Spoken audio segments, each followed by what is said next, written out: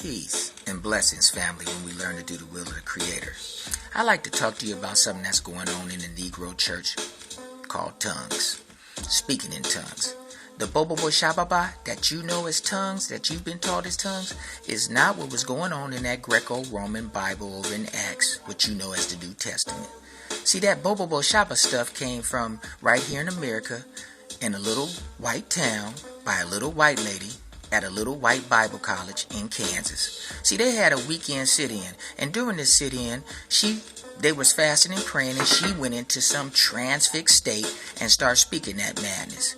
And her peers claimed that she was speaking Chinese, even though none of them could read, write, or speak Chinese themselves. Figure that out. Well, she linked up with a brother and went on out to California, and they started a revival of this new phenomenon, speaking in tongues. And then from there, they took it on to Texas, where he was from, and it blew up first in the Baptist church, then the Apostolic church, then the Cajun church, then the Pentecostal church. But later in life, she admitted that she had made it all up, that it wasn't a gift from God. Figures.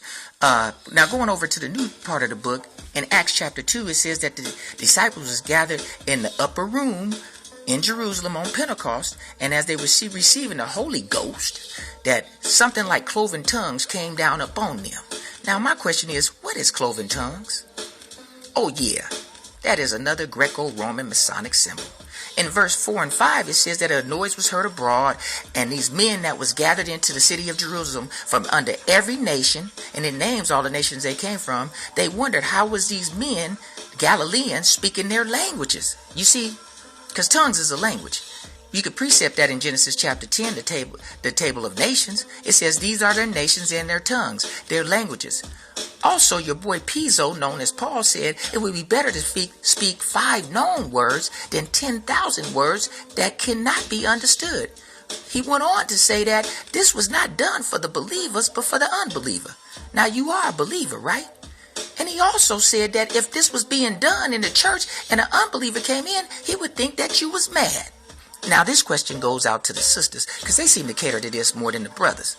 Where in the book can I find a woman speaking in tongues? You see, because in Luke chapter 1, verse 41, Elizabeth so-called received the Holy Ghost, and she never spoke in a tongue. Oh, yes, she did, her native tongue. Peace and blessings, family, when we learn to do the will of the Creator.